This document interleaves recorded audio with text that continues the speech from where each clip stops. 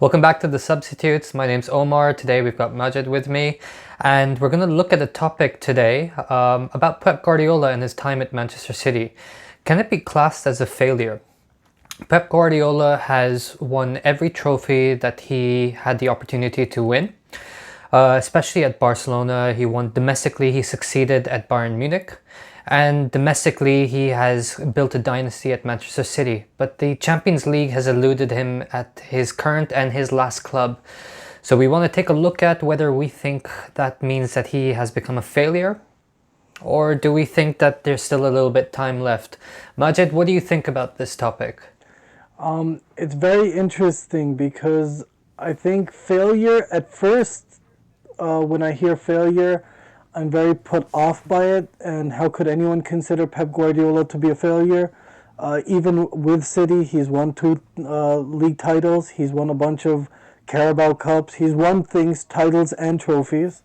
So it's very difficult to consider that a failure. Having said that, it becomes very glaring when you look at the financial spend. It becomes really interesting. So on the face of it, I think no, absolutely not. He's not a failure. He may have underachieved in Europe for sure over his last two gigs, but I don't necessarily call that failing. Underachieving maybe, but when we talk about the finances, that's where it becomes a little bit prickly, I feel. What do you think?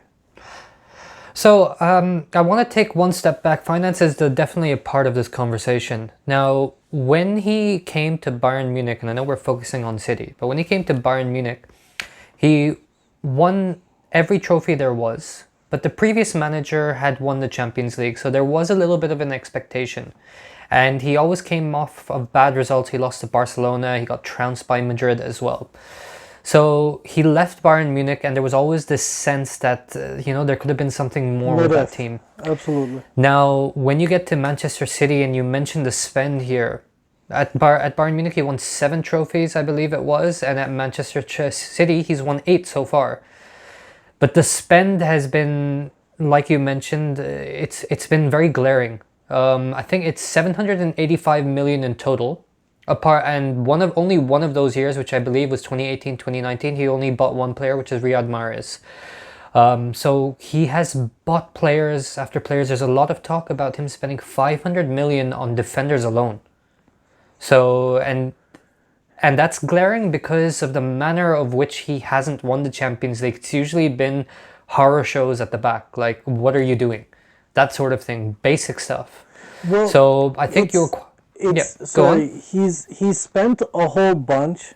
He's spent on very key players, good players, Gundogan and all sorts of very good players, but he's never developed. He's never shown us any at Munich or even now at City. He's never shown any development where he can sort of get a Mason Greenwood, a raw 17, 16-year-old, and develop them into maturation over 4 or 5 years. So the net spend becomes even more glaring because it's always superstar players that he's buying.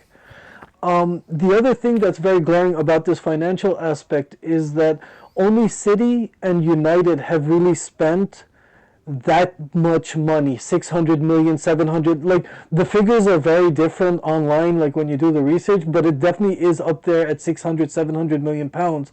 And City spending that much, United is spending close to 600 million, and then everyone else is sort of at 400 or below that. So now when you've spent that much more than everyone else, not even net spend, but just genuine outlet, you do feel that he should be winning the Champions League. And the pressure is definitely on from the failure at Bayern Munich. Now that it's over, I would call it a failure. Yeah. The pressure is definitely on for him to reclaim it, because he also does need to, in some weird, twisted way, he needs to show that he can win the Champions League, Europe, without a Messi, Iniesta, Xavi sort of backbone, right? Like, to prove his own coaching thing. His legacy is permanent, but just to sort of that extra little bit. And I'll give a footballing analogy. It's very similar to, in the NFL, Tom Brady and Bill Belichick. Tom Brady this year prove that he can win without his coach. It's a little bit the opposite, but it's very similar scenarios. Go ahead. Yeah, I understand that. And there's two takeaways that I want to draw from what you just said. You mentioned superstars, and I think that's quite telling because he does have this type of player that he will always buy. He will always buy the best player in that position, whereas there are other coaches who might take a player who's not a superstar and make him into a superstar while they're playing under him, or they will develop players. Whereas Guardiola, he came in and he always comes in and he always buys the best in practically every position. Perhaps there was Thiago at Barcelona. I can't remember how old he was when he switched from Barca to Bayern, sorry. But Thiago was a world-class talent as well. Everyone saw that he was quite incredible. Forget about his time at Liverpool right now and the thumbs up jokes that they make. He is a very talented player. So I just thought that when you said that, I feel like the De Bruynes, the Gundogans, Sergio Aguero is a telling example. Everyone thought Aguero would not make it under Guardiola, but he became, in many respects, better. So in my opinion, he makes superstars play better.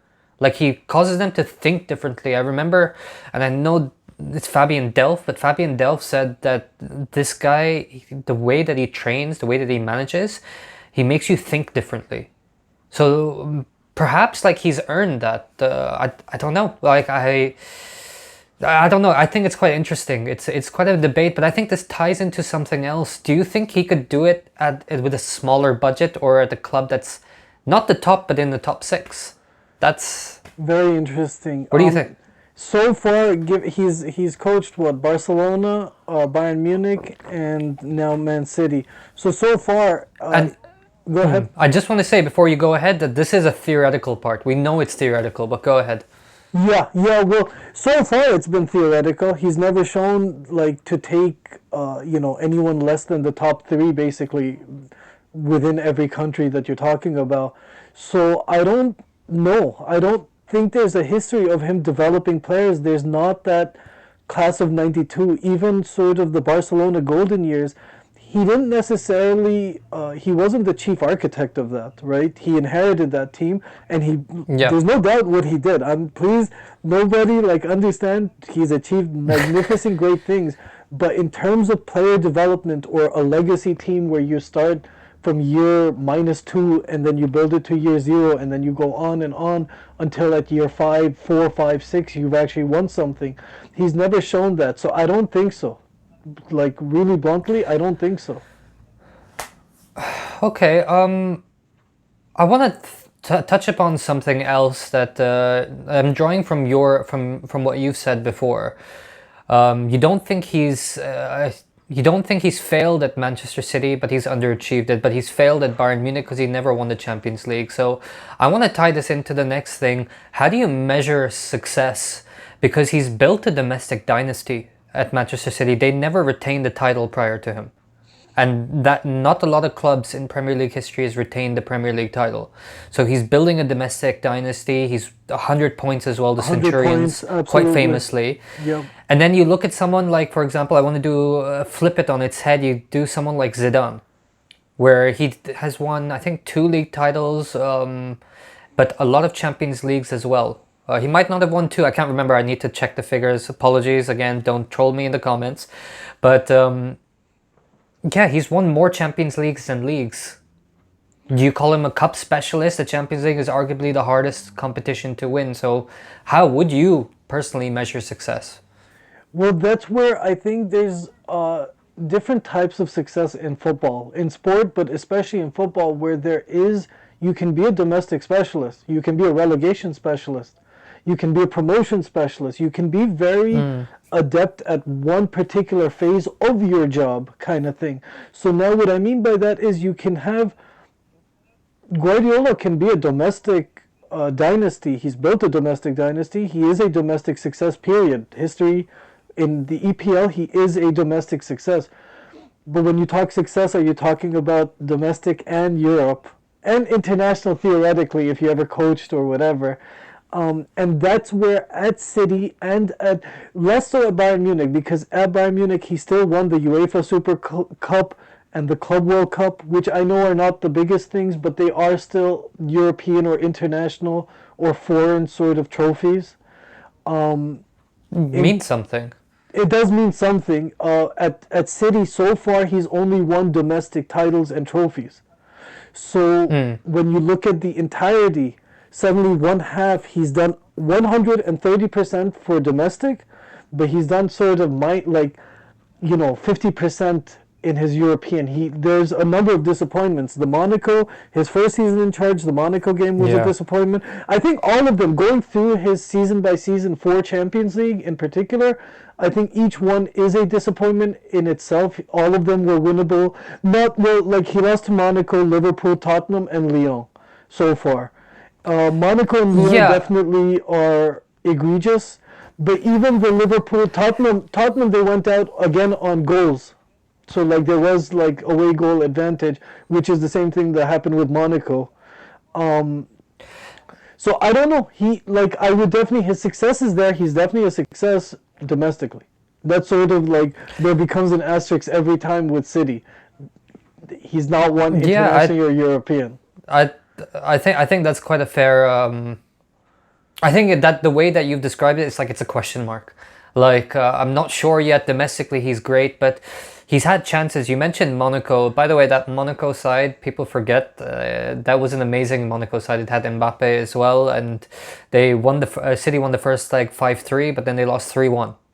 Against Liverpool, I seem to recall, I'll need to check. I remember there was a goal that wasn't given, that should have been given. I think it was scored by Jesus, but they were already down, but that could have changed the game. Against Lyon, they capitulated, and against Tottenham, I think there was also an incorrect goal that wasn't given or was given. I'll need to check, but that's the universe balancing itself out for Chelsea. I just want to state that's the universe balancing itself out for Chelsea. Yeah, I suppose it is. Like, we'll always go back to that Chelsea thing that we mentioned a while ago. They always get screwed. And Pep he might have done, but sometimes you have chances. And like he had chances in all of those games and they're missed chances. So I think the main takeaway for me anyway, personally, is that his time at City is not done. At Bayern, it's done, so you can say it's a failure. But at City, he just signed a new contract. So we'll wait and see. It's a little bit telling, so you could probably say he's underachieved. Until his time at City ends, then maybe we'll have to reassess. But I don't think you can call it a failure now.